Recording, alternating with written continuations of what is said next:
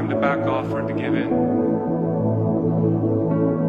When I was up there on the cross, I learned that in his suffering was our redemption. Remember, the servant is no greater than the master. Each of us must carry our own cross. There is a price for our faith, for our freedoms. I have been literally scourged, hit by the whips, crucified, struck by lightning. Yes, open heart surgery. That's what happens after 5.5 months of hypothermia. One day, during the shoot, my arm was wedged under that heavy beam. When someone yanked it in the other direction, my muscles wrenched, my shoulder separated. I fell to the ground, dropped my head into the sand. This take now remains in the movie. In the later part of the film, Jesus experiences a shoulder separation. Well, I now know what that felt like. Every day I had to pick up that thing. It was like a penance. It ripped into my shoulder, tearing at my flesh. With each passing hour, it got heavier.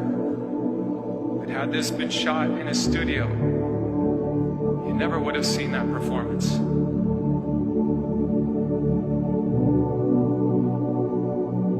The suffering made my performance, just as it makes our lives.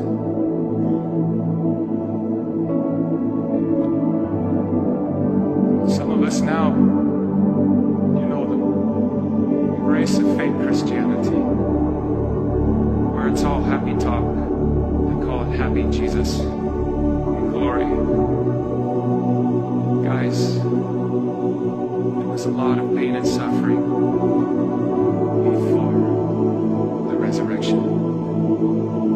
Your path will be no different. So embrace your cross, embrace toward your goal. I want you to this pagan world. I want you to have the courage to step into this pagan world and shamelessly express your faith in public. The world needs proud warriors animated by their faith. Warriors like St. Paul and St. Luke, who risked their names, their reputations, to take their faith, their love for Jesus into the world. God is calling each one of us, each one of you, to do great things. But how often we fail to respond, dismissing it as some mental blur. It is time for our generation now to accept that call, the call of God urging all of us to give ourselves entirely to Him. To see that gentle hand guiding your path. But you first must make the commitment to start praying, to fast, to meditate on the Holy Scriptures, to take the Holy Sacraments seriously. For we are a culture now in decline, and people in danger of succumbing to our excesses. Our whole world is entrenched in sin. And there in the quietness of our hearts, God is calling out to us, each one of us, to give ourselves entirely to Him. And how often we ignore Him. Ignore that sweet call. The great saint of Auschwitz, Saint Maximilian Kolbe, said that indifference is the greatest sin of the 20th century. My brothers and sisters, it is the greatest sin of the 21st century as well. We must shake off this indifference, this destructive tolerance of evil. And only our faith in the wisdom of Christ can save us. But it requires warriors ready to risk their reputations, their names, even our very lives, to stand for the truth. Set yourselves apart from this corrupt generation. Be saints who are made to fit in, who are born to stand out. For in our country now, we are only too happy to go with the flow. We have a shrine to freedom now, where all choices are equal no matter what the consequences are. Do you honestly think this is true freedom? Pope John Paul the Great said, democracy cannot be sustained without a shared commitment to certain moral truths about the human person and the human community. The basic question before a democratic society is this: how ought we to live together? Seeking an answer to this question, can society exclude moral truth and moral reasoning?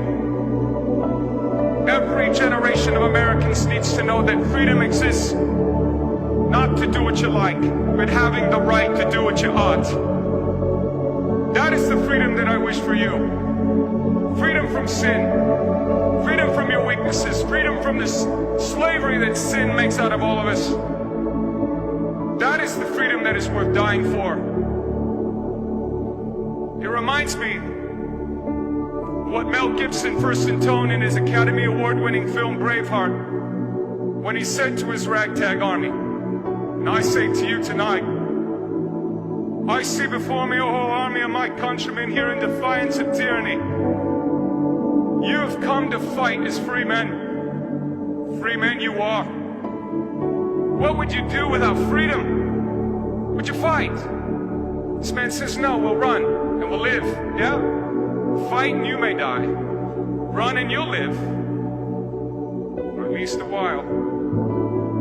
Dying in your beds many years from now, would you be willing to trade all the years from this day to that for one chance? Just one chance to come back here and tell our enemies that you can take our lives, but you can never take our freedom. Every man dies. Not every man truly lives. You. We all must fight for that authentic freedom and live, my friends. By God, we must live. And with the Holy Spirit as your shield and Christ as your sword, may you join Saint Michael and all the angels in sending Lucifer and his henchmen straight right back to hell where they belong.